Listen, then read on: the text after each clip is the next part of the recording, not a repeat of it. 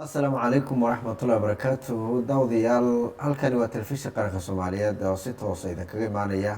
xaruntiisa magaalada Muqdisho ku leeyahay aniguna waxaan Cali Cabdiraxmaan Aadan kuna soo dhawaada barnaamijka Samwade oo barnaamijyada telefishinka qaranka aad kala socotaan kamid ah barnaamijka Samwade waa barnaamij taariikh tusaaleynaya shacabka Soomaaliyeed isla markaana aan uga hadalno mawaadiicda markaan aan isleenahay muhiim ay yihiin inay bulshada wax badan ay ka ogaato waxaana ka hadli doonaa mawduucan barnaamijkan qaybtan aan kaga hadli doonaa kooxda argagixisada al-shabaab ayaa waxa ay yihiin dhibaatada ummadda ay ku hayaan ma ahan kaliya mid ku kooban dilka qaraxa handadaada iyo cagajugleynta dadka Soomaaliyeed ay ku hayaan sidoo kale waxaa jirta dhibaato dhaqaale oo maleeshiyaadkaasi abuureen oo intii ka badbaaday dilkooda iyo waxyeelada kale ay geysanayaan ay ku sababtay in shaqooyinkii iyo gaar ahaan dadka beeraha iyo xoolaheedaba ha ahaatee inay ku sababtay inay dhaqaalahood sudhac ku yimid kadib markii magaalooyin fara badan ay wadooyinka ka xireen isla markaana dadkii ay ku adkaatay dalagyadii ay beerahooda ku beerteen inay suuq geystaan ama sidoo kalena marmarka qaarkoodna ama inta badanba ay baad xoolo fara badan ay uga qaataan sidoo si lamid ahna dadka xoolo dhaqatada ah ayaa ayagana saameyn taasi beeraleydaba kasii daran oo in xoolahoodii markastaba waxa ay si aan sifo sharci ahayn ay ku qaadanayaan dhibaatooyinkaasi dadka Soomaaliyeed ay ku hayaan maleeshiyaadka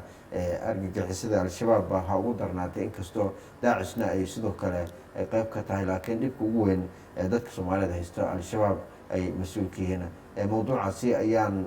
intii aan waqti u helno ka hadli doona saameynta dhanka dhaqaalaha iyo sida ay tahay ama islaamka uu dhaqaalaha u dhiirigeliyay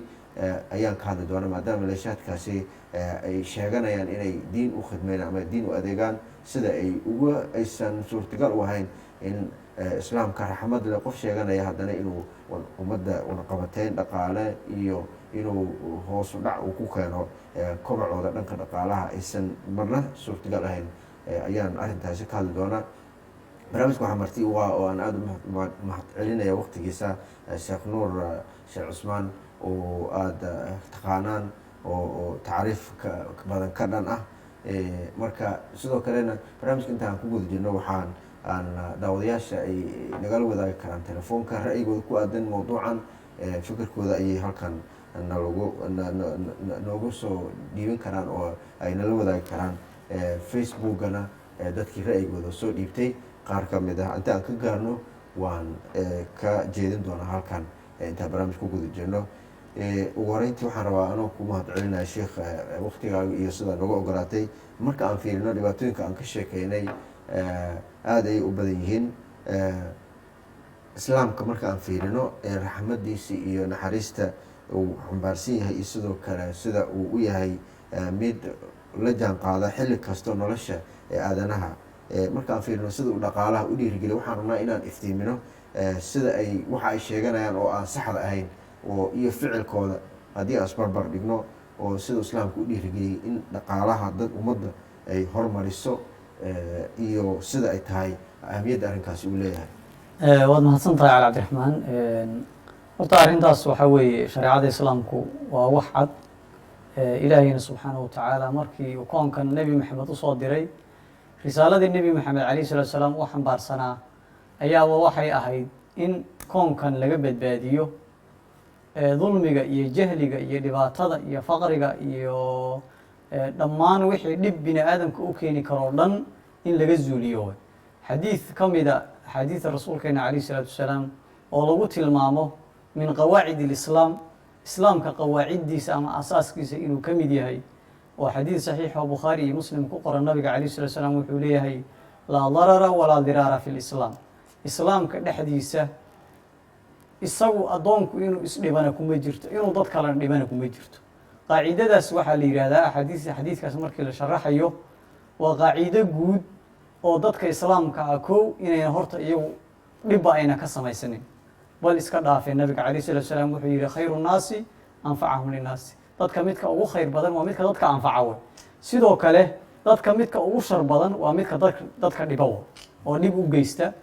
shareecada islaamku waxay dhiirigelisay dadku inay wax dhaqaalaystaan ma khaaba man iqtasada buu yihi nabiga calayhi salatu wasalaam ma hoogo qofkii wax dhaqaalaysta oo qofku inuu dhaqaalo samaysto uu ganacsado oo waxa weeye shareecada islaamku aad bay u dhiirigelisay wey qofku inuu noqdo mid kasab gacantiisa cunaya mid cunaya kasab xalaala oo dayiba oo wanaagsan ilaahay waa dayib buu yihi nabiga calayhi salatu wasalaam xadiid qudsi uu ku leeyahay waxaan dayib ahayna ma aqbalo wey wax kastoo xumaan ah oo dhib oo dhaqaalo darri oo faqri oo dadka bini aadamka soo gaaraya shareecada islaamku way ka taxadirtay qawaacid bay u samaysay axaadiis tiro badan baa ku soo aroortay dadku inay shaqaystaan inay kasab yeeshaan inayna shaxaad iyo dhib iyo rabsho iyo faqri ayna ku noolaanin ay noqdaan dad iqtisaad lahoo dhaqaalo lahoo wax soo saar la way bilcagsi dadka kale bini aadamkaana ganacsigaas iyo khayrkaas inay ku saameeyaan sidaa darteed waa xalla allahu lbayca wa xarama riba waa ka ilahay qur-aanka uu ku leeyahay inay qofku isagoo iska fadhiya dadka intuu lacag dul saartay lacag dul saara uu qaato waxaa ahmiyadda koowaad la siiyey beeca dadku inay ganacsadaan oo dhaqaalo samaystaan oo wax abuurtaan waaba waxa shareecadeena islaamka ilaahay subxaana watacaala uu la soo diray nabigeenna oo raxmaddii ilaahay koonkan uu soo diray ahayd oo nebigu uu yihi ana raxmatun muhdaatun lilkhalqi anigu waxaanay raxmad ilaahay usoo hadiyeeyey khalqiga way marka khayru khalqillaahi ayaan uga dayanaynaa rasuulkeena calayhi salatu salaam ganacsiga iyo dhaqaalaha iyo horumarka bini aadamka iyo horumarka waxaan uga dayanaynaa nabigeena calayhi salatu wasalaam waa shareecada islaamkuna aad bay u dhiirigelisay kuwana dee iyagu dhaqaale inay iska dhaaf ay sameeyaan oo dad bini aadam ay u horseedaane bini aadamka dur iyo dhib ayay kusoo zaa'idiyeen runtiina qof walba wuu dareemi karaa dad 24 saac dagaal iyo rabsho iyo dhib iyo wax la dilo iyo wax la baabi'iyo iyo hanti la burburiyo maahane wax kale aan ka shaqaynaynin inuuna bini aadam nabad iyo wanaag iyo horumar iyo dhaqaalo midna inuuna u raadinaynin lana rabin cid walba way dareemi kartaa waana la ogaan karaa laakiin bilcagsi bay iyagu ku socdaan shareecadana islaamka waa shareeco waadixa oo cad oo wax ay ka tagtay ayna jirin xataa iyaga laftooda kuwan khaldan laftooda wax badan ay ka sheekaysayo ka digtay dadkan ay uga digtay sida loola dhaqmi lahaa naftikooda hoos haddaan usii galno macnaha kooxdan aan ka hadlayno hadda oo munxarifka ah xoolahay baadda dadka qaadeen aad ayay ugu fara adag yihiin oo lexjeclo badan hakaysan kastoo ayaga aysan soo shaqaysanin haddana dhanka kale waxay ihmaaliyaan ama ay si aan sax ahayn oo bahdilaada ku sameeyaan dadkii wax soo saarka samayn lahaa marka meeshaas haddaan fiirino dadka muslimiinta ah inuu dhaqaalahooda kordho oo dadka la dhiirigeliyo ahamiyadda ay ku jirto oo ayaga hadda wixii afka ay ka sheeganayaan oo aan saxan ahayn waxa weye waad mahadsan tahay horta ilahi qur-aanka wuxuu ku leeyay walaa ta'kuluu amwaalakum baynakum bilbaadili watudluu biha ila alxukaam lita'kuluu fariiqa min amwaali innaasi bilithm ilaahay wuxuu leeyahay ha cunina dadka amwaalakum baynakum bilbaadili qofku inuu wax baadil ah oo xaq aan ahayn oo ilaahay uuna ka raalli ahayn oo diintu ayna ogolayn inuu inta xoolihii dadka uga qaato uu xoolahaas ku cuno waa wax ilaahay xarimay oo ilaahay subxaana wa tacala aayad qur-aana uga digay inuuna dadku ayna cunin maal ayna lahayn ilaan waxa weeye shayga xalaasha iyo shayga xaaraamtaaba ilaahay waa noo kala cadeeyey waa ka xadiidka rasuulka calayhi salatu wasalaam uu leeyahay ina alxalaala bayinun wa ina alxaraama bayinun shayga xalaasha ah iyo shayga xaaraamta ah mid walba waa la kala cadeeyey wa baynahumaa umuurun mushtabihaat buu yihi nabiga calayhi salatu wasalaam waxyaalo yaryar oo waxaa jira xalaalna aan ku caddayn xaaraamna aan ku caddayn qofkii marka waxyaalaha yaryarka ah ku dhaca faqad waqaca fi lxaraam buu yihi nabiga calayhi xaraam buu ku dhacay wey marka iyaga laftooda ayaaba waxay ka samaysan yihiin jismi iyo wax xaaraana iyo mabaadii aan shareecada islaam ku dhisnayn akhlaaq iyo qiyam iyo jiritaan aan shareecadana islaamka aan raad ku lahayn bay iyagaba dhan aasaaskooda u yahay tusaale nabigeena calayhi salatu wasalaam xilligiisii waxaa jiri jiray xilli rasuulka calayhi salatu wasalaam uu dagaal galay oo maalka rasuulka calayhi salatu wasalaam qaarna fey bay ahaayeen waxa la yidhaha fey loo yaqaano oo gaalada markii la cabsi geliyo ayay ka carari jireen maalka fey baa la yidhaha waxna haniima la yidhaha xoog baa lagu furtay wey haniimadii iyo feygii saxaabada nabigu markay soo qaateen uu rasuulku xoolihii qaybiyey rasuulku markuu qaybiyey uu nin dulquwaysara la yidhaha intuu gooni u baxay bi yaa rasuulallah cadaalad maase icdil bu yidhi cadaalad samee oo maalka aniga qaybisii buu ka wadaa moogta markaasuu nabigu markaasay saxaabada nabigu wada xanaaqeen nabiga calayhi salatu wasalaam wuxuu yidhi haddaan anigu rasuulka ilaahaya ana cadaalad samayn yaa kaloo cadaalad samaynay saxaabada nabigu seef bay kula soo kala ordeen waan dilaynaa ba yidhah uu cararay orod buu isa siiday hala soo qabto yidhi nabiga calayhi salatu wasalaam ninkaa la yidhah dulquwaysara wuxuu u dudayey markaas inuu xoolo una lahayn uu qaato wey xoolo nebi maxamed uu garan waayo saxaabadiisa uu garan waayo uu rabay inuu xoog u qaato way saxaabada nabiga calayhi salatu wasalaam sayid abubakar waxaa la yidhi markay qaban rabeen uu sujuud la dhacay salaad buu galay way ka xishoodeen waxay nin ilaahay sujuudsan baad dilaysaan way ka xishoodeen way ka istaageen way ka soo laabteen rasuulka calayhi salatu wasalaam rag kale u diray hala soo qabto u cararay salaada ilaahay uu ku dhuumanaya uu ka cararay way nabiga calayhi salatu wasalaam wuxuu yidhi haddaad soo qaban lahaydeen ninkaas oo maanta aad dili lahaydeen islaamka khilaaf laguma arkeen laakiin wuxuu yidhi yakhruju min li'li hada qowman yaqra'uuna alqur'aana walaa yujaawizu xanaajiruhum waxaa ka soo bixi doona dhabarkiisa ninkaas dad qur-aanka akrinaya qur-aankuna kalxamahaas una u dhaafsanin waxaa weeye xanaajirta waxaa la yidhaha meeshaas kalxamaha auna u dhaafaynin diinta islaamka marka aayaadka iyo axaadiista rasuulka calayhi salatu wasalaam iyagu way yaqaanaan laakiin waa daalimiin waa dad daalimiina oo waxa weeye qur-aanku halkaas una u dhaafaynin way ka been sheegayaan waa ka been abuuranayaan islaamkaan u nusraynaynaa lacag keenay iyo maal keenay dadka caamada oo aan aqoonin bay been uga qaadanayaan kadibna baadilkii bay ku cunayaan marka iyaga dhan baaba baadil ka samaysane horta maxayba iyaga hunguri xumadooda iyo dhaqan xumadooda iyo fasaadkooda kasokow iyaga laftoodiibaaba baadil ku samaysan way ee ummadeenniibaa waxay iska tahay maaragtay aanay iska garanaynin oo iska fahmaynin maalkooda meeshay ku bixin lahaayeen inayna maaragtay ayna xaggaas la aadin laakiin iyaga dhanba baadil bay ka samaysan yihin maalka ay qaadayanayaanna waa maal baadil ah wey waxay ku cunaan iyo waxay siiyaanna waa wax baadil ku salaysan way maxaa laisdhihi karaa maadaama ay dad saas ay yihiin hadafka ay ka leeyihiin arrintaas hadafka ay ka leeyihiin horta waa la garan karaa oo waxa weeye sidoodaba iyagu hadafkoodu ma aha diin inay ugu gargaaraan ma aha inay dad badbaadiyaan ma aha dalkan inay dowlad u horseedaan ma aha iyaga ujeedkoodu waxa weeye dantooda maalinkaas qaradka inay ku fushadaan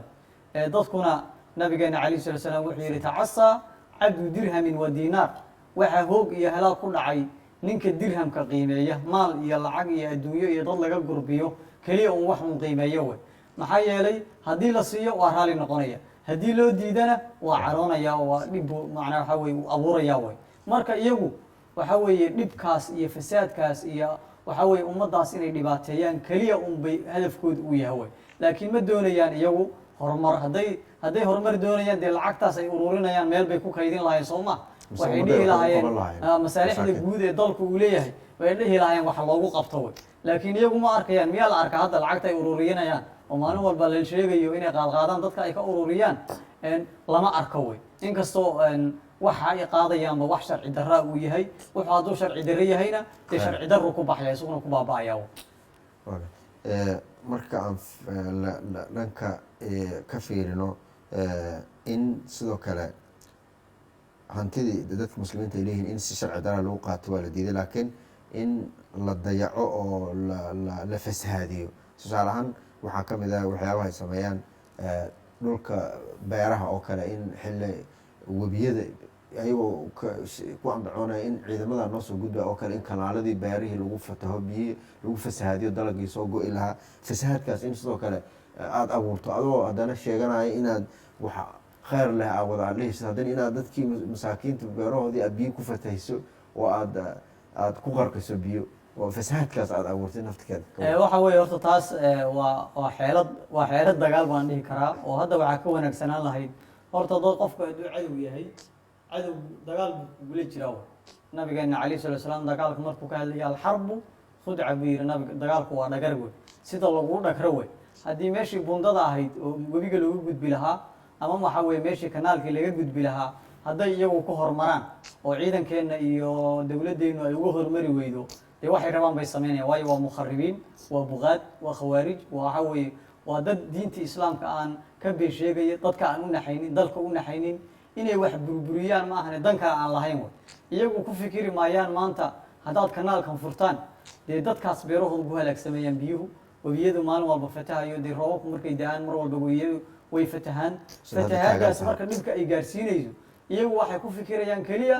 dantoodaas inay fushadaan oo meelaha lacagaha ay ka urursanay inay uga urursadaan iyagu ma doonayaan beero iyo horumar iyo waraab iyo khayr iyo wanaag ummadda uma horseedayaan mana wadaan way marka taasna waa dhib kale oo iyagu ay sii abuurayaan laakiin waxaa ka wanaagsanaan lahayd taliyaasheenna iyo madaxdeenna qaranku inay meelaha istiraatiijiyadda oo ummadda laga dhibaateynayo in laga hordego oo waxa weeye intayna iyagu dhibkaas geysanin waayo waa dad cadowa dadka cadowga ana dee intayna ku dhagrin baa habboon inaad adigu dhagartid wey Isaga oo hormartid. uga hortagtid wey marka taasna waa nasiib darro kasii daran oo wixii iyagu ay sameynayeen awal intay maalka baadil uga qaataan baadil uga cuni jireen hadday naftoodiiba inay halaagaan oo webigii ay ka gooyaan oo waxa weye kanaaladii kusoo furaan iyo bundooyinkii inay jiraan dhibka ay sii abuurayaan dee dhib kasii daran bay gacmaha la sii gelayaan ilaahay agtiisana uga sii fogaanayaan ilaahay waxba moogo dee wuu ujeedaa way saacad buuna ku qaban karaa runtiina dowladdu dagaal bay kula jirtaayo mid qarsoonaya mid babligaho intuba way socdaan insha allahu waana iska gebageba ayay ku dhow yihiin waktigoodu inkastoo waktigii dheeraaday oo dee wakti dheer iyo dhowr iyo 10 sano hadda ay sii qaadanayso haddana insha allahu wax baadil ku socda meelna ma gaari mayaan waxa weye iska soo gebagaboomaya insha allah waa mahadsantahay daawadeel hadda haddaad nagu soo biirtay barnaamijka samwade ayaad la socotaa waxaana ka hadlaynaa dhibaatada dhaqaale ee maleeshiyaadka al-shabaab ee dadka soomaaliyeed ay u geysanayaan ayaan ka hadlaynaa haddii aad barnaamijka fursad u heli kartid barnaamijka telefoonada ku muuqanaya shaashadda ayaad nagala qayb geli kartaa marka ay dhibaatada saas ay tahay oo aan qof damiir diineed iyo mid bani aadamnimo aan celinaynin xaalkiisu saas yahay oo kale dadka muslimiinta maxaa la gudboon inay sameeyaan waxaa la gudbeen horta nabiga calayh salatu salaam wuxuu xadiid ku leeyahay almu'min laa yadullu nafsahu qofka mu'minka ah naftiisa ma dulleeyo adigoo dalkaaga la burburinayo dadkaagii la laynayo maalkaagii xaqdarro lagu qaadanayo inaad haddana iska daawato waa sharci dar shareecadeenna islaamku ma ogola qofku inuu naftiisa dulleeyo sidoo kale diinka waxa ka qaalisan ma jiraan in diintii ilaahay oo ilaahay subxaana wa tacaala uu nagu addoonsaday barashadeeda ilaalinteeda ku dhaqmideeda dadkeenna inaynu ku wacyigelinno oo xilli walba iyo saacad walba lagu dhaqma la rabay inay dadkaas cadowga ah ka haybaysigooda iyo ka cabsashadooda inay noo horseedo inaynu ka aamusno wey waxaa la yidhahdaa xaqa waa la dhahaa hadduu rabo mid dacar ka khadhaadh ha noqdo wey xaqu si kastuu u khadhaar yahay waa la sheegaa cidnana waxaa weye loogama haybaysto al-shabaab inay khaldan yihiin mabaadidoodu inay khaldan tahay inay dhallinyaradeenna iyo dadkeenna ay luminayaan cid walba way og tahay laakiin waxaa habboon inaanan laga xishoonin wey dadka ahlu xaqa ah oo aqoonta leh dadka madaxda ah dadka siyaasiyiinta dadka ganacsatada ah oo ilaahay subxaanahu wa tacaala caqliga iyo maskaxda iyo maalka uu siiyey inaanan laga xishoonin oo xaqa waa lagu dilayaa iyo waa lagu dhakrayaa iyo waa lagu dhibaataynaya midna aan looga xishoonin wey waayo qur-aanka ilahay wuxuu ku leeyahay in allaha cindahu cilmu saaca wayunzilu lgaytha wayaclamu ma fi larxaam wamaa tadri nafsun maada taksibu qadan wamaa tadri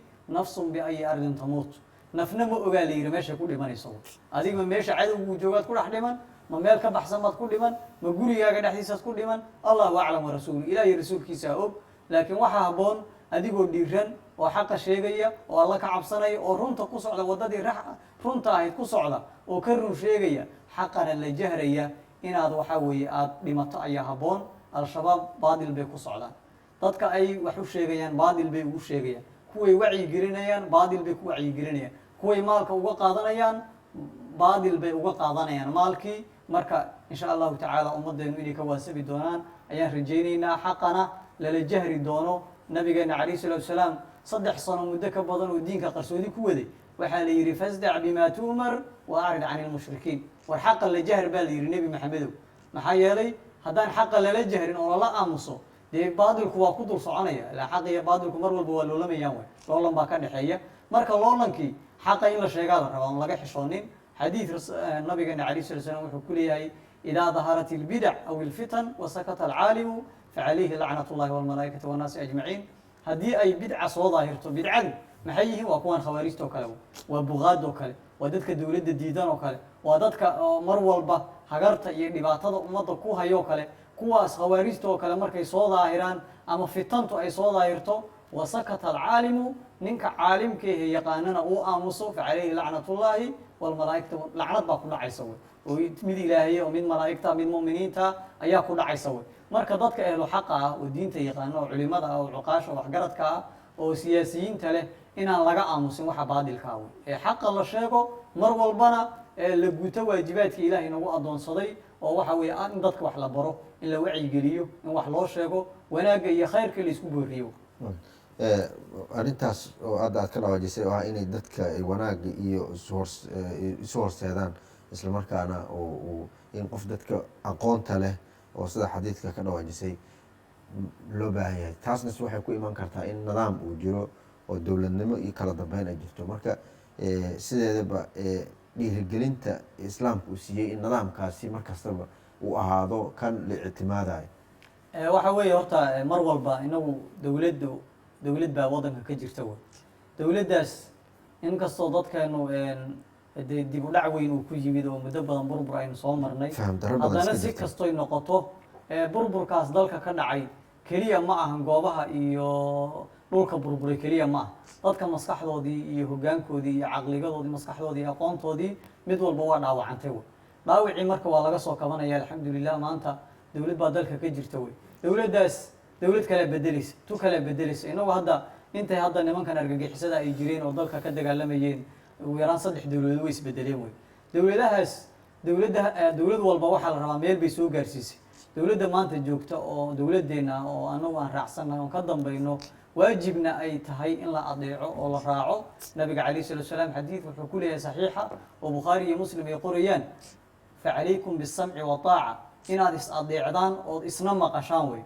maxaa yeelay wain ta'amara calaykum cabdun xabashiyun, addoon xabashi ah hadduu rabo madaxa idiin noqde isna adeeca, awaamirtana kala qaata. waa waajib diini ah oo shareecadeena islaamku ay dadka muslimiinta afarayso inay is adeecaan oo dadka madaxdooda adeecaan, umaradooda adeecaan. iska dhaafee 3 qof oo islaam ah hadday meel marayaan oo safar ay aadayaan, nabigeena calayhi salaatu wasalaam qof bay u amray inay amiir ka dhigtaan oo ay madax u samaystaan, labada kalena isaga amarkooda ku daba faylaan. waddan dhan iyo ummad dhan iyo waxa weeye iskaba dhaaf taas xisaab mara wey. marka hoggaanadeenna dowladda waxaa laga rabaa inay diyaariyaan dad wanaagsan, dowladnimada jecel, u diyaarsan inay dowladnimada waddankan ka hirgasho, inay ka xushaan. bulshadu waa tiro badan tahay, kuwa cadowaa ku jira, kuwa iska dhexdhexaadaa ku jira, kuwa juhalo oo waxba baranin baa ku jira, kuwa siyaasadda iyo diintiisa isula jaan qaadi lahayd aan garanaynin baa ku jira. laakiin dowladdu inay xulato dad aqoon leh oo wanaagsan oo waxa weye dowladnimadii la jaan qaadi kara, oo ciidamadeennii iyo saraakiisheennii iyo madaxdeennii iyo wasiiradeennii iyo dadkeennii wacyi gelin kara wey. keliya aan lagu halaynin oon la dhihin wasaarad hebla iskale. tusaale diinta oo kale waxaa la leeyahay wasaaradda awqaafta arrimaha diinta wixii diina u xil saara, oo diintu dadka o dhan bay ka dhaxaysaa. waxaa weeye wasaaradda gaashaandhig iyo wasaaradda awqaafta arrimaha diinta kulli waa hal wasaarado, hal wadan baa laga weytirsan. waddanku waa waddan islaam, dadka degan waa muslimiin oo masiixiyiin ma degana, waa dad wada sunni oo shiico iyo ma kala lihiin. wahaabiya hadda waayahan dambe 30 sano dalku burbursanaa inagu soo biirtay. waxaasna hadda waa wax hadda maara loo leeyahay oo dalka dhibaataynaya. marka inay dowladdu ay noo horseedo inay munadamaad iyo jamaacooyin iyo kooxo ay samayso dowladnimada la shaqaynaya, waxa weye waddankan ay ka hirgeliso. oo hadda wasaaradda awqaafta arrimaha diinta waan maqlay inay qabanqaabinayso hay-atul iftaa, hay-ad ifta in la samayn doono. hay-adaas ay guddiyo ka koobnaan doonto wey. hay-adahaas marka guddiyadaas inayna noqonin kuwa iska aamusan oo dee danahooda iska fiirsanaye, kuwa bulshada wax u faa'iideeya oo xarumo waaweyn abaabula, xarumaha ciidamada taga, saldhigyada iyo taliyayaasha iyo kulligood wacyin gelin guud dalka laga sameeyo wey. dalkeennu waa dal iska burbursan, dadkeennu maskaxdoodu iska burbursan tahay. dadka haddaan la wacyi gelin oo wax loo sheegin, dee wixii baadilkaabay xataa waxay moodayeen inuu xaq yahay wey. cid kale wax ku shubanayso, balaayo kale wax u sheegayso. marka aan fiirino haddaba wacyigelinta culimada ay sameynayaan wax badan ayaa dadka faham badan ayaa oo ku aadan fikirka khawaarijta iyo argagixisada ku aadan wax badan ayaa isbedelay. haddana waxaad moodaa in weli dhibkii uu sii jiro. marka si hoose haddaan u fiirino waxyaabaha ahamiyadda leh loo baahan yahay in ugu horeyntiiba ay tahay in la cabaaro, maxay kula tahay? horta waxaa weeye ugu horeyn waxaa la doonayay in la abaaro. inkastoo haddii la yidhaahdo waddanku dowladnimadu ayna si fiican kaabayaashii dhaqaalaha iyo xarumihii waaweynaayo lagu samayn lahaa munaadaraad iyo tusaale oo kale, haddii dadkan argagixisada ah dad aabbayaashooda hay wax soo baray baa laga yaabaa dalka dhinac inay ka joogaan. dadkaasoo kale inay caqabad keenaan oo mar walba haddii hal meel culimada lagu soo wada jamcin lahaayo qolada saxan la qaadan lahaa way noo wanaagsanaan lahayd. laakiin hadda dalkii weli lugihiisa si fiican isuma taaginoo isjiijiid iyo waxaa iska jirjira. bal siday wax ku roonaan lahayn mar walba hala maro, oo marba haddii qolo la taageero qolo kale ay kacayso ayaa jirta wey. marka intaan la gaarin waxaa habboon qof walba oo dhiiran oo mas-uul ah in la yiraahdo wacyigelinta hala sameeyo dadka in wax loo sheego waxa weeye wax badan bay toosinaysaa wey haddii xarumaha tusaale oo xarumaha ciidamada isugu yimaadaan oo kale xarumaha madaxda ku shiraan oo kale haddii wacyigelin ummadda looga sameeyo wax badan baa moralka dadku soo laaban lahaa oo waxaana habboon in la abaaro kow wasaaradda waqaafta iyo arrimaha diinta in la yiraahdo culimo ducaad ah oo waxa weeye ku wareegta bulshada goobaha bulshada oo dhan ku wareegta wacyigelin ka samaysa hala diyaariyo sidoo kale gobolka iyo degmooyinka in lala kaashado la yiraahdo bal culimada masaajidada iyo khudabada intii loo yeero ha lala shiro horta meesha ugu horeysa wax ka bilaaban lahaayeen ha la tawjiihiyo ha lala shiro oo shirar ha lala yeesho ha loo yeero maalin walba munadamaadka kale oo bulshadu ay ka kooban tahay waa lala shira laakiin khudabadii iyo dadkii imaamyada masaajidada ka ahaa iyo inaan lala shirin tusaale ahaan gobolka oo kale wuxuu siin karaa xafiis oo waxa weye ay ku shaqeeyaan culimadu inuu siiyo iyagiina ay isdiyaariyaan la yiraahdo wacyigelintii ka qayb qaata kaalay imaado oo xarumihii iyo talisyadii taga dadka al-shabaab dagaalka lagula jiro ma ahan dagaal wasaaradda gaashaandhigga keliya lagu halayn karo ama taliyayaasha ciidamada keliya lagu halayn karo laakiin waa dagaal u baahan kulli dadka dhan inay wada galaan dadkao dhan ay ka qayb qaataan in masaajidka ka wacdinayo iyaga ku boorinaya dadki inay dadkaas ka hortagaan saldhigyadii degmooyinkii degmo walba hoolal bay leedahay waaweyn oo bulshada lagu wacyigeliyo in guddoomiyaashii degmooyinka iyo kulligood lagu dhiirogeliyo iyo guddoomiyaasha gobolada in la yiraahdo war dadka hala wacyigeliyo waxna loo sheego in ma moodaa in dad badan arrinkaasi ay sameyn lahaayeen oo haddana cabsi darteed ay ku kalifayso in haddii aan banaanka isa soo dhigi karin taas nafteeda caqabadahaas oo kaba mid ah waxa weeye horta caqabaddu waxay baxaysaa waxaa laga yaabay siyaasiyiinta iyo mas-uuliyiintu gooni bay u cabsanayaan culimadiina iyagoo dadka ku dhex jira shacabkaba iyaguna gooni u cabsanayaan waxaa laga yaabaa inuu ku fikirayo maanta nin kasta oo guddoomiye gobola ama degmo ah wadaadkan horta haddaad soo dhaweysato ood garabkaaga uu soo istaago armu argagixiso noqdaayo maalinka dambe dhib geystaawo inuu ku fikiray armu isaguba iska bilaabao laakiin waxaa aboon dadkan waa la kala sooci karaa aad bay u fudud tahay haddii la yiraahdo ha laga hortago ayaan hore ra-iisul wasaare ku-xigeenkeena wuxuu yidhi meel culimadu ay shir ku lahayd uu kasoo qayb galay wuxuu yidhi culimoy idinkaa waxaan keenteen dee idinkaa la idiin dirayaa buu yidhi idinkaa la idiin diraya idinku soo xaliya jinninkii kanaa bixiya buu yidhi haddii culimada loo diro oo la yiraahdo war dadkan argagixisada oo waddanka ka jira idinkaa aqoon u lehe soo saara waan hubaa wax badan baa hirgeli lahaa wayna suurtogeli lahayd wax badan laakiin siyaasiyiinteenna ayaa qaarkood waxa weeye ama ka gaabinaya ama waxa weeye sidii la rabay waxaa la rabaa culimada in la casuumo ka argagixisada iyo ka kale la kala garto nin kasta qofku markuu hadlo oo banaanka fikirkiisa iyo maskaxdiisu soo dhigaa la ogaan karaa inuu argagixisayo in kale inuu dawladda jecel yahay iyo inuu waxoogaa dhinac yahay la kala ogaan karaa way laakiin markay hadlaan waxa weeye inuu qaato ninka wanaagsan dowladnimada la shaqayn kara argagixisada aan ahayn argagixisada bal iska dhaafe inuu la dagaalamo jecel inuu fikirkiisa uu ku huro xataa haddii la dilo waktigiisu qaadanaya waktigiisu markuu dhammaad u dhimanaya laakiin ku dhiiran oo jecel fikirkiisa iyo mabaadidiisa inuuna qarinina banaanka soo dhigo dadkaas marka in laga xusho laga qaatay malaayiin way ka buuxaan magaalada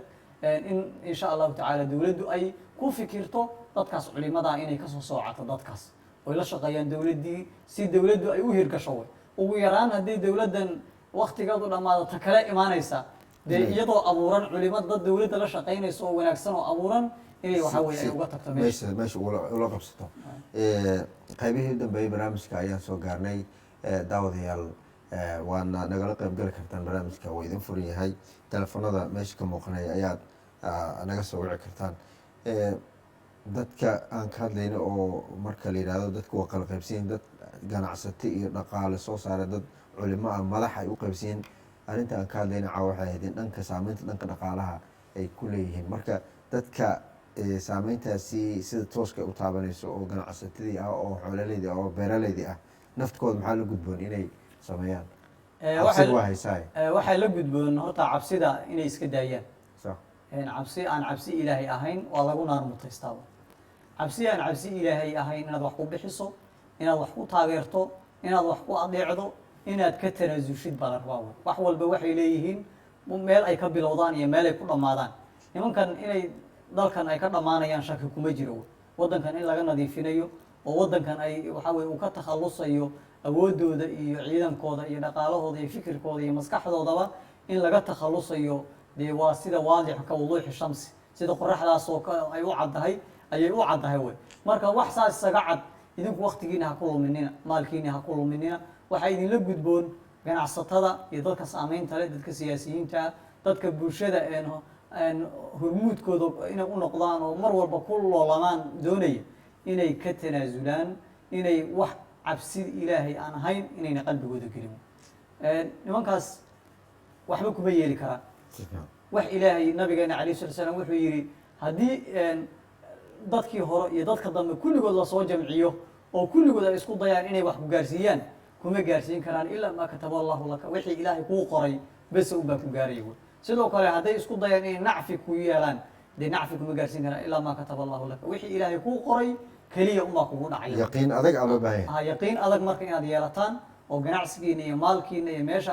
aad ku gelin lahaydeen dadka khawaarijta, inaad dadkiina ku maalgelisaan, inaad bulshadiina gelisaan, inaad dowladdiina gelisaan, inaad ciidamadiina gelisaan, in dad idinka idin anfacaya oo dur aan idin soo gaarsiinayn nacfi mooyeen aada bixisaan wey. dowladduna inay noqoto mid jilicsan oo dadka u jilicsan oo dadka wacyi gelinaysa oo dadka waxbara, iyagay ganacsatada laftoodii intay sharo la qaadato ka faa'iidaysanaysa wey. waayo haddii qofkan cabsi lagu beeray al-shabaab oo la yidhaha war al-shabaab ha ka cabsanine, rabbigii ku abuurtay keliya ka cabso. waxa aad bixinaysana dee fii sabiilillahi ilaahay jidkiisa ku bixi oo wada laga raaliya, laakiin waddo dalkaagii lagu kharibayo oo dadkaagii lagu laynayo ha ku bixin in la yidhaahdo, isagana dhiirigelin buu helaya. iyaguna dee waa dad u aqoon-yahano wax garanaye inay iska dhaafaan baa u habboon, oo maalka argixisadaas ay ku taageerayaan oo ay ku bixinayaan inay kala laabtaan oo ka tanaasulaan. hadday waxyaala horora dhaceenna in markaas la iska dhaafo. oo arrintaasi lasoo gebagabay dhankooda, haddii fariintaada toos ay u gaarayso maxaa u jeedin lahayd dadkan oo argagixisada ah oo dhibaatadaas ummadda usoo taagan? argixisada waxaan usoo jeedin lahaa horta rabbigii idin abuurtay ka cabsada. waxaad samaynaysaan oo ficilada khaldana oo shareecada islaamka aan raad ku lahayn,